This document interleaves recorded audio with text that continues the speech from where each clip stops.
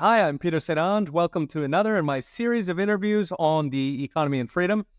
Today, I'm talking to my friend, economist Tuur Demeester.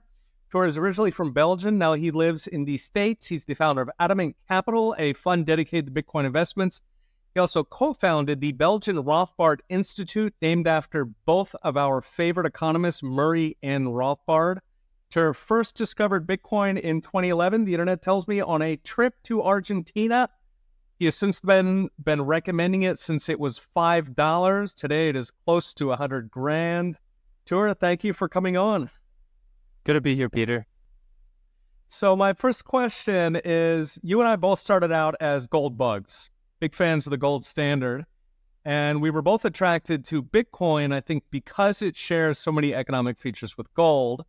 So many people listening might be pro-gold, but they haven't yet sort of gotten on board with Bitcoin. So explain what converted you from gold bug to Bitcoiner.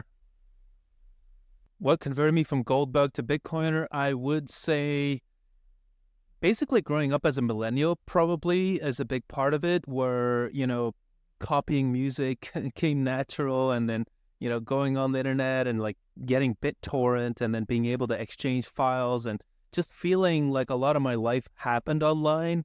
And then being confronted with the reality of buying gold, where there's very high fees involved. I remember one time I was in Uruguay and I tried to just get the experience. Like, what would it be like if I would live here and I want to buy some gold?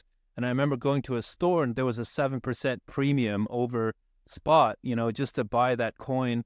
And so it really dawned on me as I got to know more about Bitcoin. It made it more clear how difficult actually saving in gold is, especially given how hard it is to audit, whether the gold is the real deal. And then oftentimes what they'll do is they'll resmelt the bars by default, which incurs a huge cost. And so as you learn more about Bitcoin, I think, at least for me, it made clear that the gold standard is not exactly fit as a financial system for our digital world. You are, I think, the first person I've ever met who went from gold to Bitcoin because of transaction costs. Wasn't it really hard to buy Bitcoin? Because you're talking 2011 here, right? Wasn't it real? Like you had to go hang out behind a 7-Eleven and, Oh, yeah. wasn't it possible to buy Bitcoin? Well, Mt. Gox was still around, and it was, but at the same time, people would say like, "Hey, be careful," because even 2 years before it collapsed, people in the know knew that it wasn't probably going to last. But it wasn't so much buying it, at least as a European, was that not that much a problem, because you already had Bitstamp at the time, so there were a few services. But the big one was storing it safely. And I mean, I remember early on just like literally printing out a raw private key, which, I don't know for the people not familiar, but a raw private key means literally anyone who gets a glance at that code can steal all the wallets and all the Bitcoin in your wallet. So you would store that in your vault or something like that. And I remember making instructional videos because I had a newsletter and an audience at the time. It was hard. It was complicated.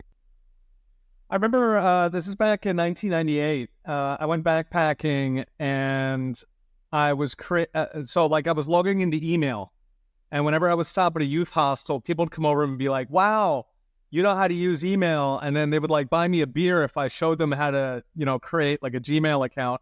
I think it was like that on steroids for you in 2011, right? Yeah, and I mean, to me also, because I felt so self-conscious. Like I had 1,000 people that were paying for my newsletter, every month, and I felt like I couldn't really. It was about more than just storing some information or exchanging some memes. I really worked hard to talk to engineers and try to find ways to deal with this stuff and explain what was going on as literally one step ahead of me learning it myself. So explain to people who are listening, like people who may be familiar with gold, why is Bitcoin similar to gold? Bitcoin is similar to gold because it is scarce. You can't just make more of it. And I have had a response from literally from gold bugs. Back in the day and even now, people are like, yeah, but can I just spin up a new network and then, in a way create more of it? And then the response is always like, well, how robust do you believe that the Bitcoin protocol could be. Like, should you compare it to, I don't know, just like a series of clothing where you can always spin up a new series right next to it? Or is it more like the English language or the rules of the chess game, right? Or the container standard, the shipping container standard, which is standardized pretty much all around the world. I think it's much more like that, or more like the TCP/IP protocol that underpins the entire internet. Like, there was competition even for TCP/IP early on. For all those core protocols, there were what they call protocol wars, but then eventually things tend to converge on just one set of rules because there's so many advantages to it. And in the case of Bitcoin, the advantage is a lot to do with the security of the network. Like, the bigger the network is, the more money goes to the miners, and they're literally the firewall around Bitcoin that make it so extremely hard to attack, make it the most secure network on the planet. So to me, the scarcity is really the big one, because functionality is pretty easy to explain. Like, obviously, it's going to be very functional and easy if you're operating in the digital realm. We all know PayPal, we all know Venmo and those kind of things. But the kicker really is, like, is it scarce? And then once you realize it is scarce, to me, it's like, oh, well, this is digital gold. Yeah, that security issue, that's a big one, right? So it would take many, many billions to try and attack Bitcoin. You'd basically have to be a nation state. You'd have to keep it up. Like, the minute that you let up, it's just going to pop right back. On the other hand, Dogecoin, I mean, I don't know if you've seen any numbers, but I would imagine if you put 50 million on trying to attack Dogecoin, you could probably break it. Yeah, and also, yeah, exactly. And the bigger the Bitcoin network becomes, then basically Bitcoin miners become something of a potential offensive force against any contender to the throne.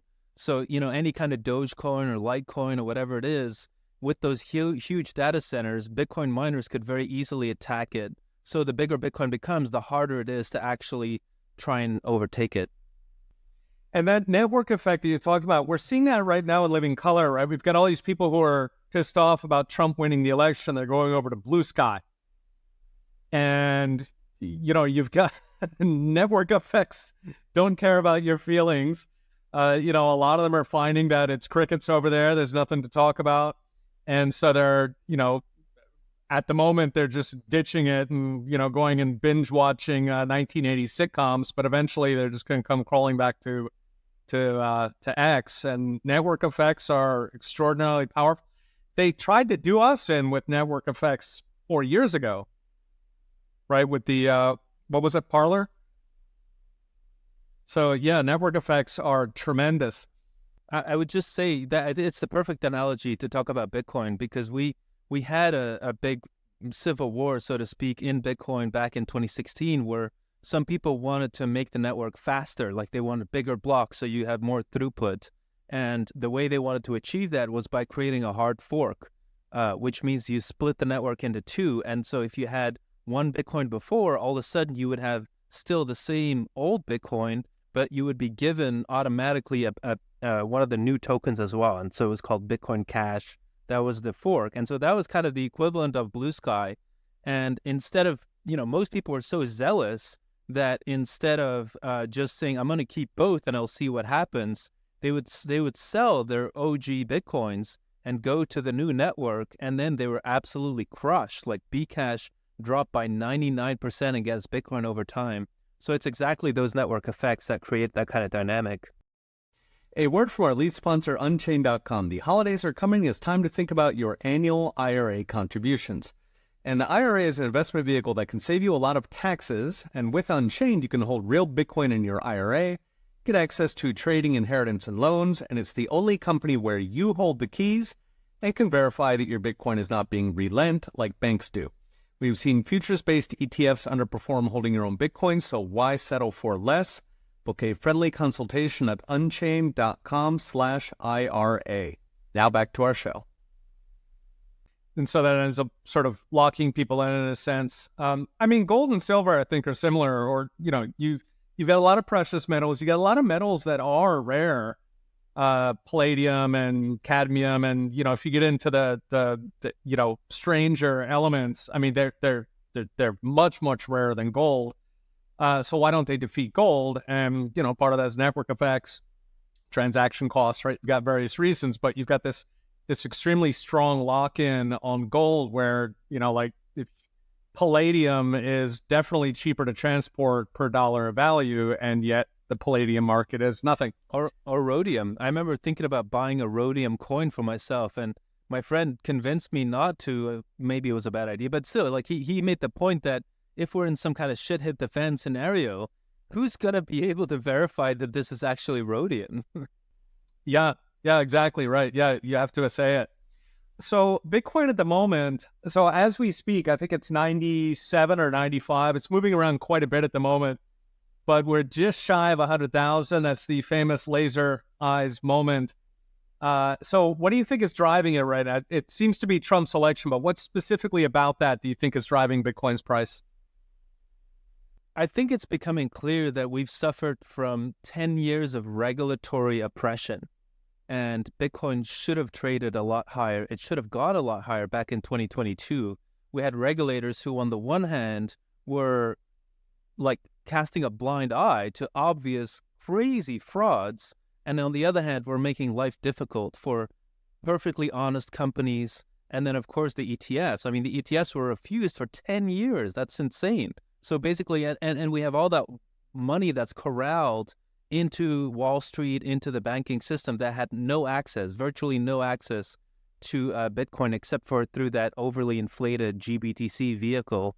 So to me, this is more like, finally we're having a kind of a situation, legally speaking, where we should have been a long time ago, and the market is playing catch up. So to me, even 100,000 is really still undervalued compared to after 15 years of Bitcoin with a spotless track record, where we actually should be. Yeah, it's really been stunning. Sam Bankman-Fried, he was literally having coffee with the chair of the SEC. You know how much money has to transact in the shadows before, like, you and I cannot have coffee with the chairman of the SEC, right? You got to pay a lot for that privilege. The SEC, they had nothing. While he was tweaking on drugs, yeah, right? I mean, he was probably obviously intoxicated while he was doing that. Yeah, he was, biggest fraud. He was bigger than Bernie Madoff's. He was the biggest fraud in our lifetimes. And he was exposed by Bitcoiners, right? I think it was Bitcoin Magazine that exposed him. So a lot of people, I think, but yeah. Well, yeah. I mean, a lot of people whispered around it. I'm sure you did too. There were a lot of people who in DMs were like, "Hey, listen, I don't really want to get involved in these guys because they're dangerous." But it was like P. Diddy. Like, people were whispering. But the point is that the SEC was having coffee with the guy, right? that's you have coffee in the SEC when you want to ask somebody, what can I do for you? Okay, you do not have coffee when you're investigating somebody. It's just shocking the corruption that went on where they were blocking out Bitcoin. And of course, Sam Bankman-Fried, he was not a Bitcoiner. I mean, he was storing money in Bitcoin just like he was storing money in cash. But, he was fundamentally a shitcoiner, I think, at heart. And then, so all that was happening, and like, to me, for context, right? Because he gets to have coffee with the SEC after having been in the business for maybe 2.5 years or something. And then meanwhile, there's companies like Kraken and Coinbase that have been at it for 10 years that have such a spotless reputation, and they get stonewalled every step of the way. So that was the weird thing. And I remember even asking, like, so FTX, all of a sudden they're entering a $100 million sponsoring contract to name the FTX stadium after them. And so why is it that they can afford financially to do this, whereas the players that have been in the market for 10 years, they don't have that kind of budget? So, I mean, Obviously the reason was that he was stealing from his customers. That's why he could do it. But yeah, I mean, there was just so much wrong with that. And so I feel like finally with the Trump administration, we have a little bit of a fair people that are at the helm of what's going on, including the crypto market. So are there regulations specifically that are still in the way? Like, is it more about just approving instruments, things like ETFs, or are there specific regulations that are still really in the way on Bitcoin?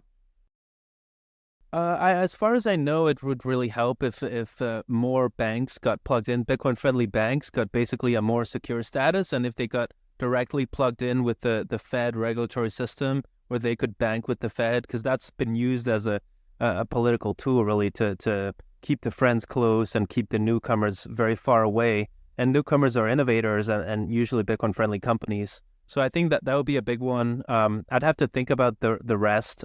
For sure, there are a bunch of things. I mean, the big one obviously is the ETFs, because finally we have, all kinds of institutions, including insurance companies, that now have access to this important asset.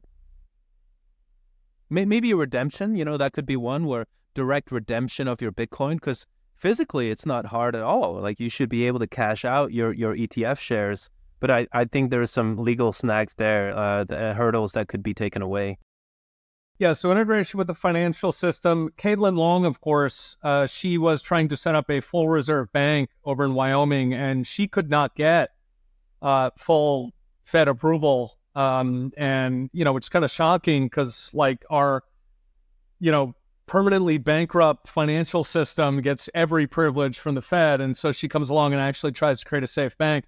But of course, notably, in the 2008 crisis, you remember back then, there were banks who did not need bailouts, and they were instructed by the Fed, you cannot tell people that you didn't take bailouts, because the Fed was afraid that the market would perceive that some banks are risky and some are not. So, I mean, it's like that. The system is so crony. It is so corrupt. I think people have no idea.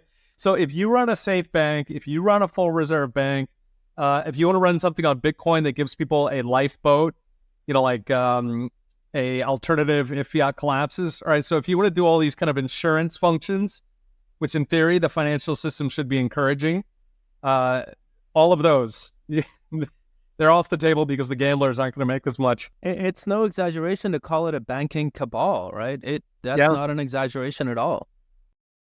And so Treasury, right? Michael Saylor has been, I think, educating a lot of companies about this. What do you think the prospects are there for integrating, Bitcoin, not just with the banking system, but with corporate treasuries so that companies can hold it? It's huge. It's inevitable. It has to happen. Companies are hugely invested in Bitcoin. They're sitting on these melting ice cubes, billions and billions of dollars of just paper that's melting away. So yeah, they too need to play catch up, and it's a race. It's a race because in times of inflation, which are surely coming, cash flow management is absolutely key to survival, because there's so many shocks that ripple through the economy, and even if you love the Trump administration and they are going to do the shock therapy, well, that means corporate entities are going to be experiencing some of these shocks, like consumer behavior is going to change. And so that means treasury management is so important to be able to bridge those gaps, right? And if you do a bad job there, it absolutely is going to be game over for a lot of these companies. So with Bitcoin, you can project yourself further into the future and have a much bigger chance of survival. So one thing that Trump has worked or has floated back in July was a Bitcoin strategic reserve. So what are your thoughts on that? Have you heard any of how they would structure it, what it would do for the economy? Well, yeah, like to buy up to like 1 million Bitcoin over time. I mean, first of all, as a Bitcoiner, it's hard to not be excited about the prospect of, I don't know, the largest entity in the world, the most militarily, financially powerful entity in the world, all of a sudden becoming a huge Bitcoin buyer. Like that, it's hard to look at that and think anything else but that's a bullish signal, and that's not priced in at all. And then practically speaking, I think if you think about the American people, they've been hoodwinked for decades. They've been saddled with enormous debts, with a hugely over bloated government. And so if this can be done without increasing taxes, I think it could be hugely beneficial. It could possibly help ease the landing. I remember Ron Paul at the time talking about how he would take care of Medicare, and especially all the welfare promises that have been made, and the pension promises that have been made to American citizens.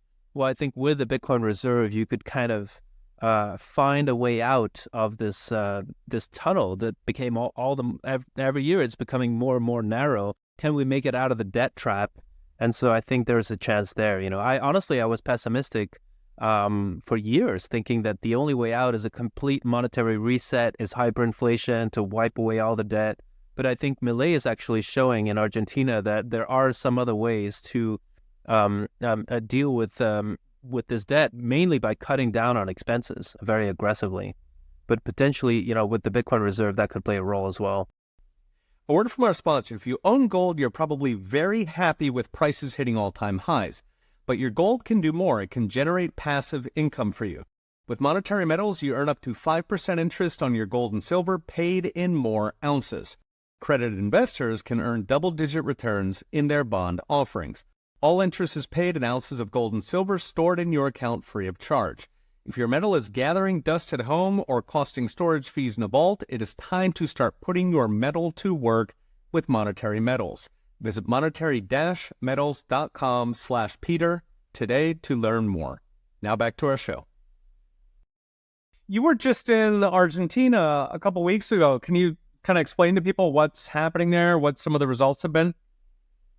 Yeah, Milei has been just, oh my God, he's been cutting so aggressively. He's said the chainsaw never stops. They have a clock hanging in the Casa Rosada, which is the pink White House, and it just counts down the days that they still have before I think the Senate has more power. Like this is kind of a Goldilocks period, and so they're counting down the days, and every day they're trying to cut as much tax and regulation as they can, and so.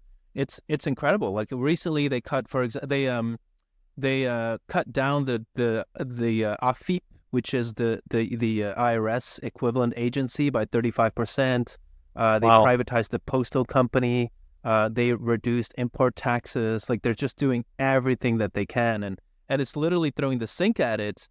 And it makes sense because the country has had 80 years of all kinds of socialist experiments, and of course socialism was already dead before they started with it in Argentina, but I think especially the young people realize like this is a dead end, and so yeah, it's hugely inspiring, and you can feel it. People are, 10 years ago I already felt like it was a dynamic country, but there's an additional spark in the air. Like people feel like something is happening, and I'm part of it, and it's just, it's electric. It's incredible to be there.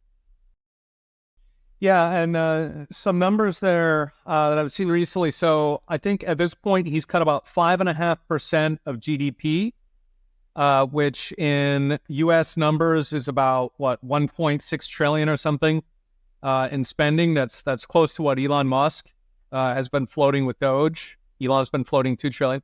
So 1.6, he's laid off, again, in U.S. terms, he's laid off about between 500 and 700,000 government workers. So about 50 to 70 in Argentina. We have about 10 times as many. These are massive changes. And what's fun is that, so he cut 5.5% of GDP in government spending. Offhand, that should reduce the GDP by 5.5%. But in fact, in the first year, the GDP went down 3.5%.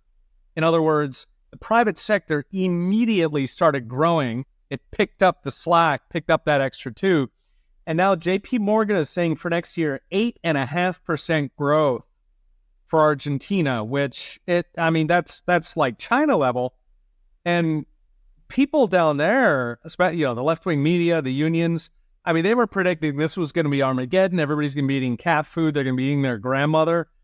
Do you feel like Argentinians who voted for him, I assume, are still on side? What about the people who were undecided or the people who were opposed to him? Do you think some of those people are coming over?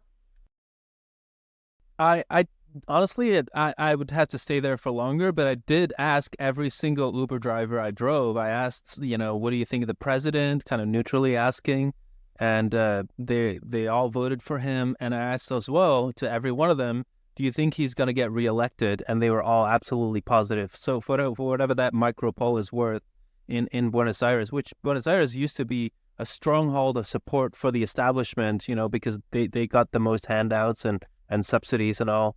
One thing I noticed in Argentina that is notably different compared to 10 years ago is way less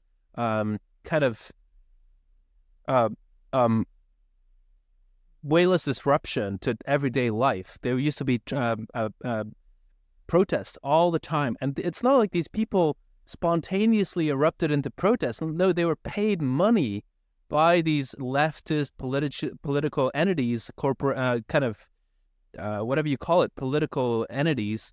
And so this is something that Milei has done very intelligently, is that he's saying that if you disrupt everyday life, if you disrupt the markets, we will not throw you in jail or torture you or whatever. We'll just cut off your subsidies. And magically, turns out socialists really are attached to their subsidies. And so everyday life is a lot smoother. And sometimes you see people protest alongside the road where they're welcome to stand. But of course, it doesn't have an effect anymore. Yeah, that's, I think, something that a lot of people are looking forward to here in the U.S. Is discovering who exactly funds all these protests and riots. You know, you remember during Trump, he would say something outrageous, and you would have an audience of like 500 people blocking the airport within like 2 hours. And conservatives would be like, why can't we get an insta crowd? And the running joke was, well, our people have jobs. But I think it's more than that, right? Like, this is their job. Like, these people are paid to go and block traffic or throw stones through, bank windows. And it sounds like Malay has had enough of it, and it's not that hard to stop.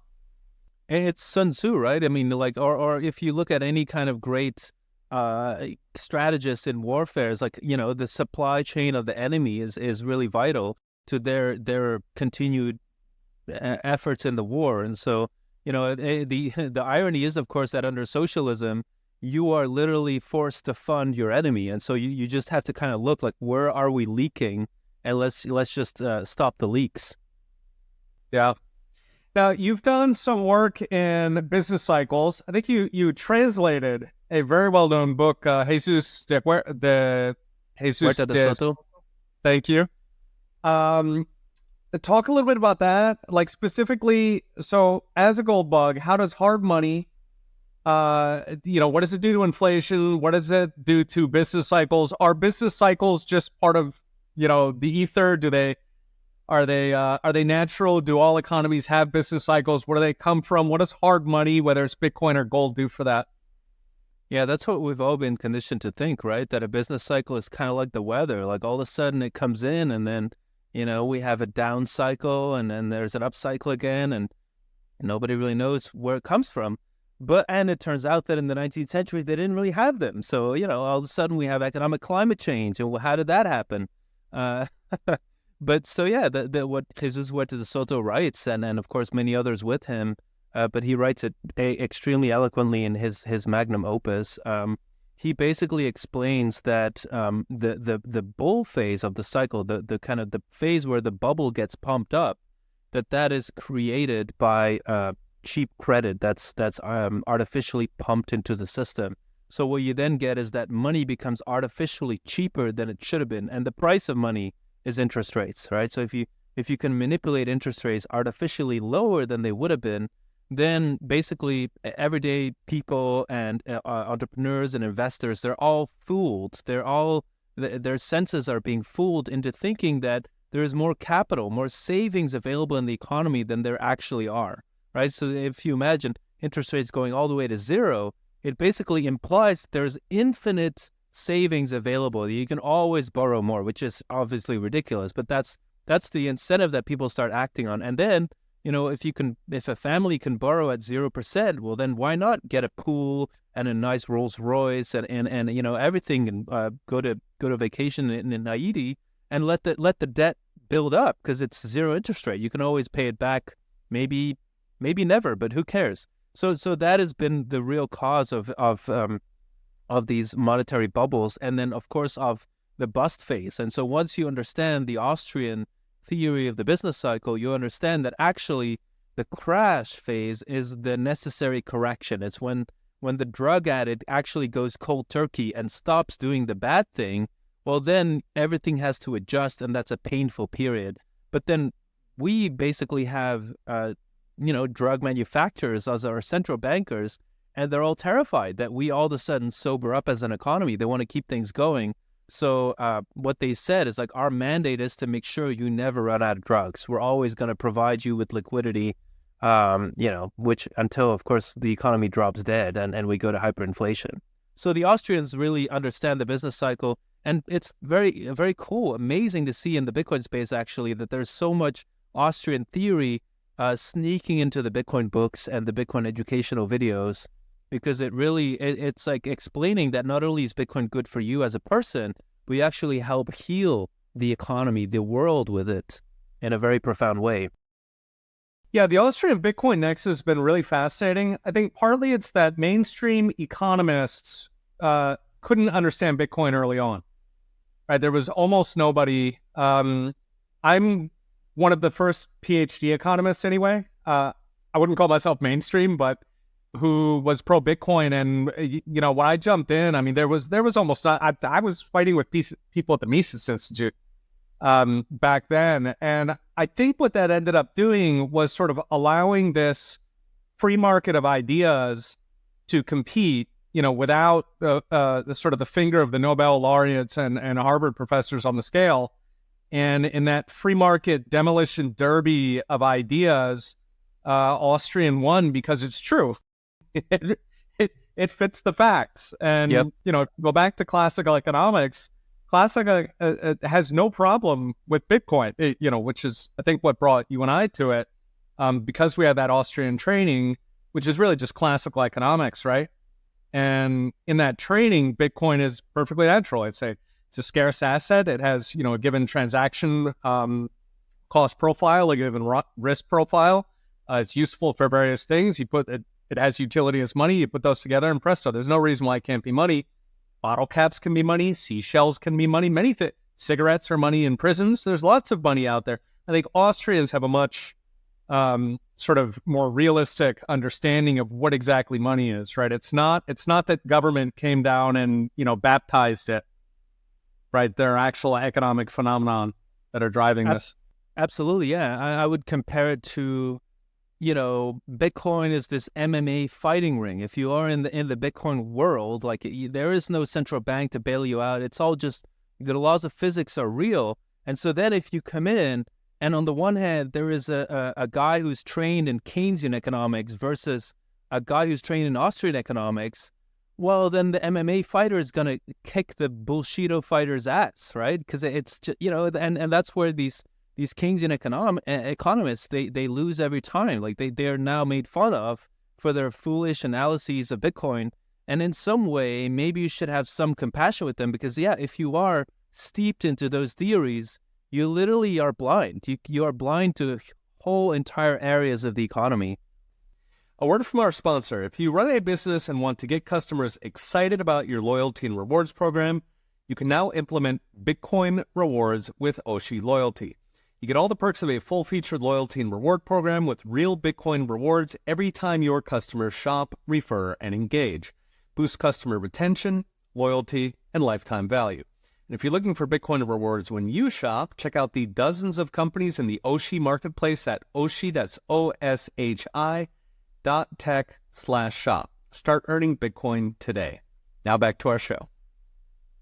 Now, earlier you mentioned the spark in Argentina. And by the way, you're seeing that in El Salvador too. And of course, El Salvador has adopted Bitcoin as a joint legal tender. But what about Europe?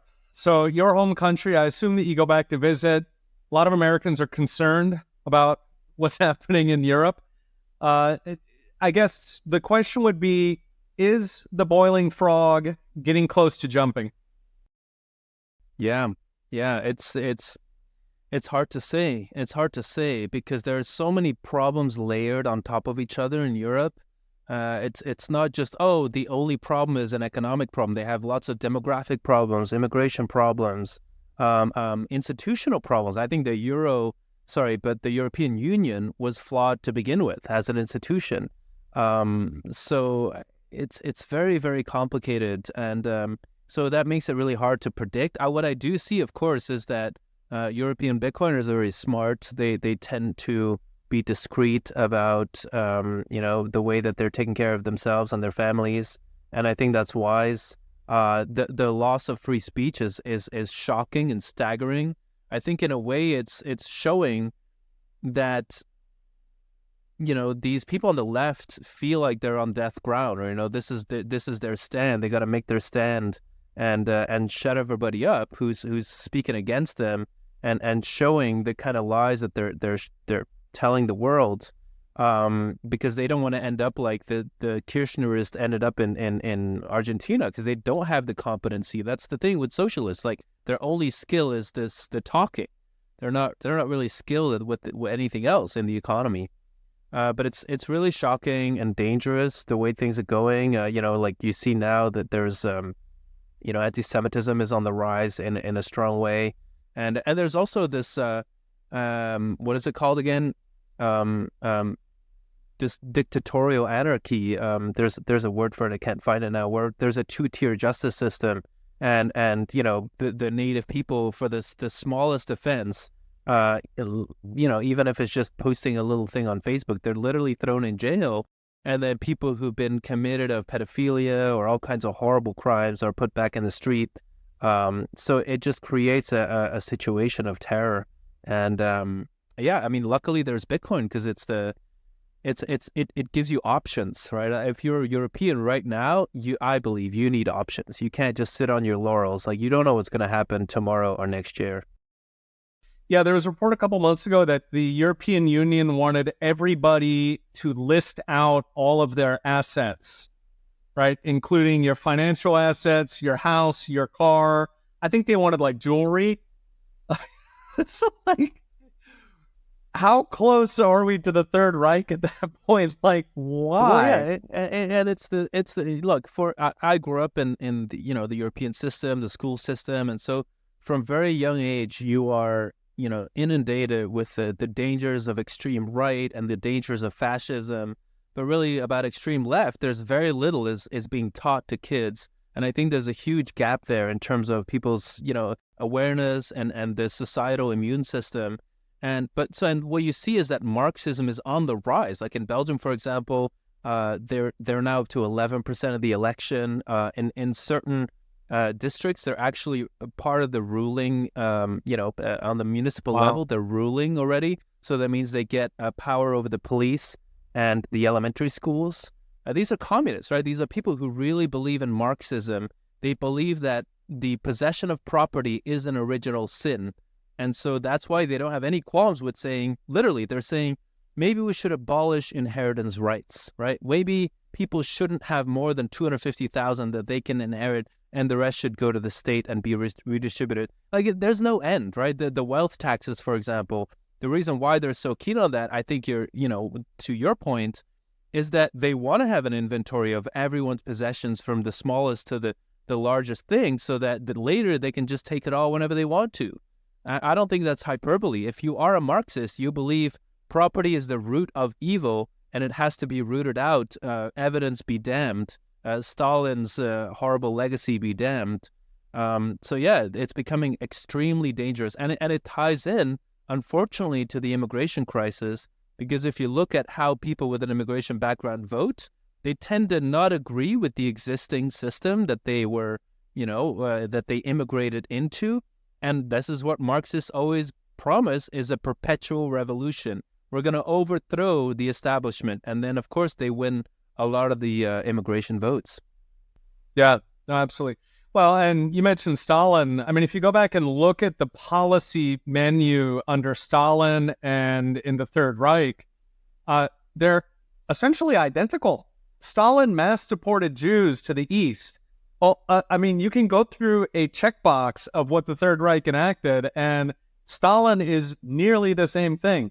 Authoritarianism always does the same thing. In fact, authoritarianism always turns right-wing, right? Because once you gain power, you don't need blue-haired people who burn police stations anymore. You need farmers and truck drivers and factory workers. So every communist revolution instantly turns fascist, and they put the blue hairs up against the wall. And I keep trying to explain to these people, like, look, I'm trying to save you from yourself, man.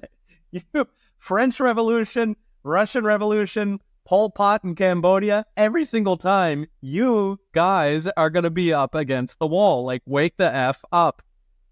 Yeah, no, it's. I think actually on some instinctual level, they know this, but I think that the self-loathing is often just so huge, right? Because they really have this incredibly dystopian view of humanity and of the world. And so I think in a way, they, on some level, they just try to feel better by dragging everybody into their own like personal hell.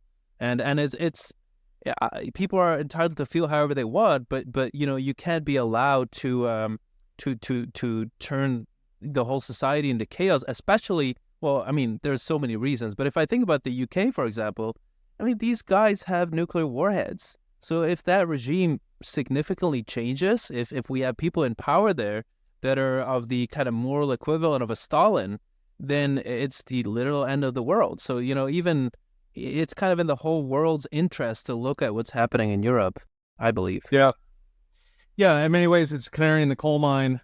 I think, though, that, what we just saw in the U.S., I think I'm sure it's inspired a lot of people in Europe as well. Just like, Argentina inspired Americans. I think that a lot of people forget that, something that we saw in El Salvador, to give an example. So they had the outsider, Bukele, and he wanted to completely shake up the system. They kept calling him El Salvador's Trump. And he ran for office. They banned his party out from under him, or they made up some technicalities. He joined another party. They banned that party. And so the day before the election, 11:55 p.m., he joined a third party. They didn't have time to ban it, 5 minutes, right? And then it was the day of the election. They went on the radio and he told everybody, okay, if you want to vote for me, you got to vote for this party you've never heard of. I had no idea. And he got something like 80% of the vote, right? In the U.S., we sit here, we're like, they're trying to register people late, and, there's going to, the ballots are going to be lost by the post office. And, okay, these are all things at the margin, right? If things get bad enough, you can literally ban the guy's party until 5 minutes before the election, and people will walk over hot coals for him, because at some point, the frog does jump, right? The frog in the boiling water. So I'm actually very optimistic for Europe, because things are so bad right now that I think Europe, on the continuum between like the U.S. and El Salvador, I think that certainly, like when they're kicking out elderly grandmothers in Sweden to put like, drug dealing, I mean, what? Like, granted, you have to talk obliquely about it because of the free speech oppression, but word does get out. It got out in the Soviet Union. As soon as Gorbachev took the pressure off the necks, people in the Soviet Union said, to hell with this, because everybody knew what was happening. Even though it was, you get shot for speaking freely in the Soviet Union. So I'm actually, if you look back through history, the bad periods, they can last for like 10 or 20 years, shockingly long.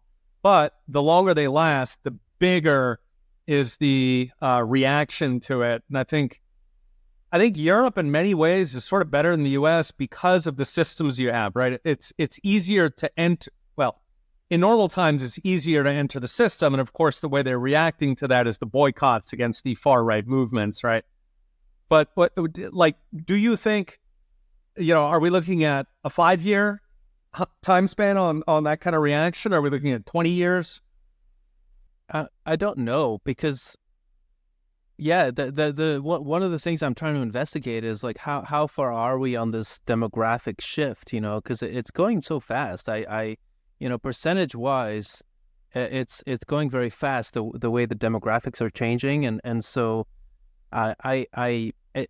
honestly, I don't know. I just feel like I do agree that there is an element where, and apparently this, you see this in Stalin and others as well, that because the leader of a revolutionary movement is paranoid and has to be, he in a way is pressured to be more radical than potentially objectively would be wise, because for internal reasons he doesn't want to lose the leadership position to more radical people.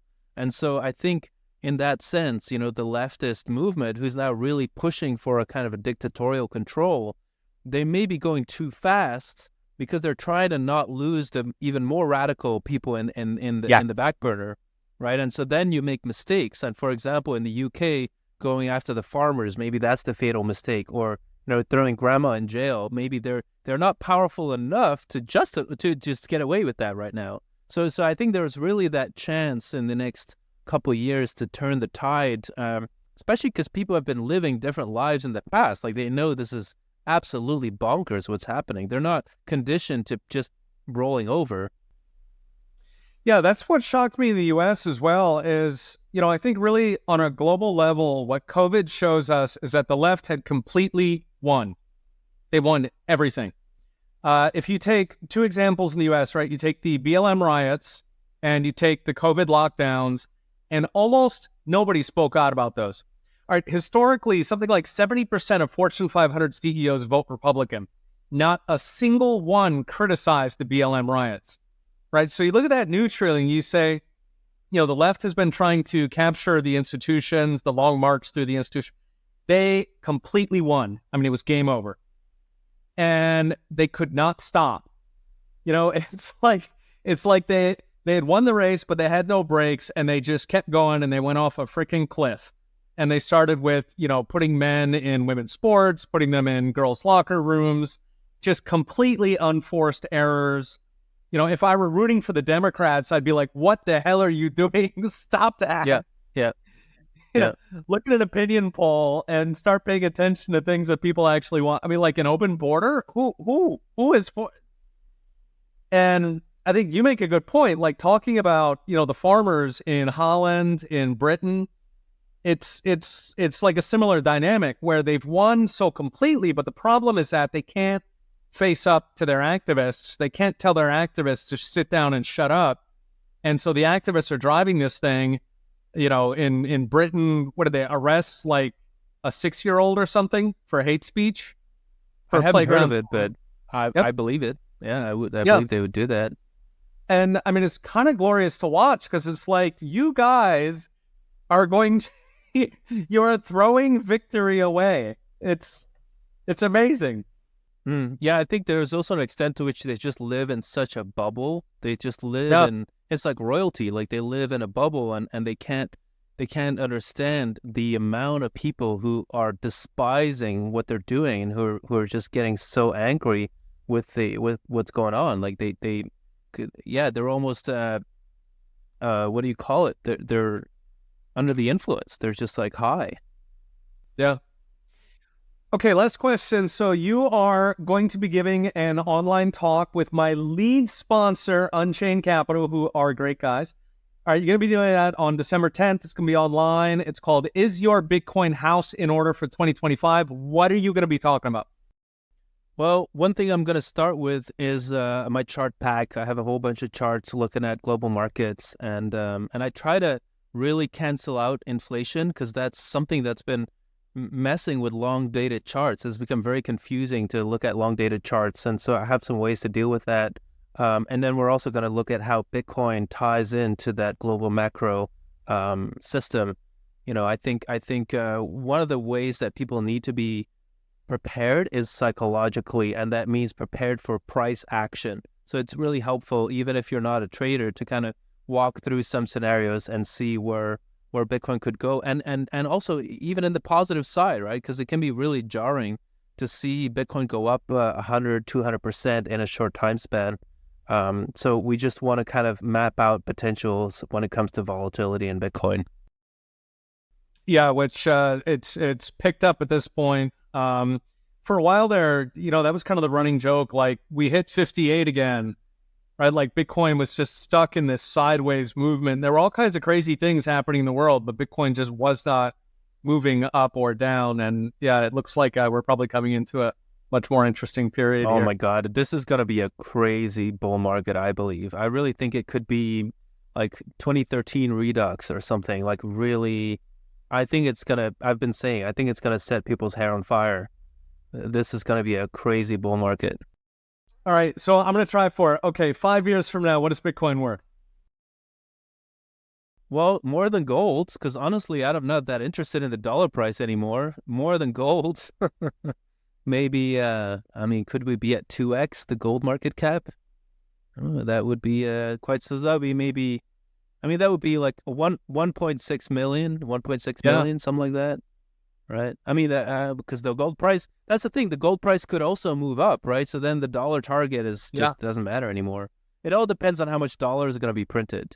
So to me, it's more important to think about purchasing power and things like that. So basically, I think long-term 100x in purchasing power is feasible so that we're getting people who are in Bitcoin today are going to see themselves be able to buy 100 times more things in the next 20 years or so. Nice. All right, 100x in 20 years, which is a 50% annual or something like that. So, all right, sounds good. So yes, you definitely have to get your Bitcoin house in order. I'll put the link in the description. All right, I have been talking with economist Tuur Demeester. How can people follow you? Just search my name. I'm on X/Tuur Demeester. Awesome. All right. Thank you guys for listening. We'll be watching. See you next time.